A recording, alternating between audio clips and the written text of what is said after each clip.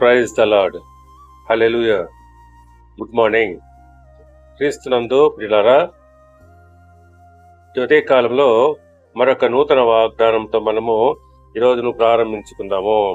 ఈనాటి దేవుని వాగ్దానము లూకాసు వార్త 12వ అధ్యాయము 22వ వచనము. మీ దేహమును గూర్చి ఆయనను చింతింపకుడి. ప్రియులారా, ఈనాడు మనము మన యొక్క శరీర పోషణ నిమిత్తము ఎంతగానో చింతిస్తూ ఉంటాము. అందుని బట్టి ప్రభు అంటున్నాడు, ఏమి తిందుమో అని మీ ప్రాణమును గూర్చి అయినను, ఏమి ధరించుకుందుమో అని మీ దేహమును గూర్చి అయినను చింతింపకుడి అని అంటున్నాడు.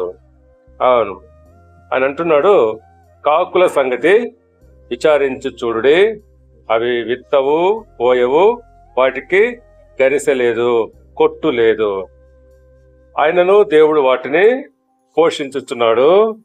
కాబట్టి మీరు పక్షుల కంటే ఎంతో శ్రేష్ఠులు కదా అని అంటున్నాడు.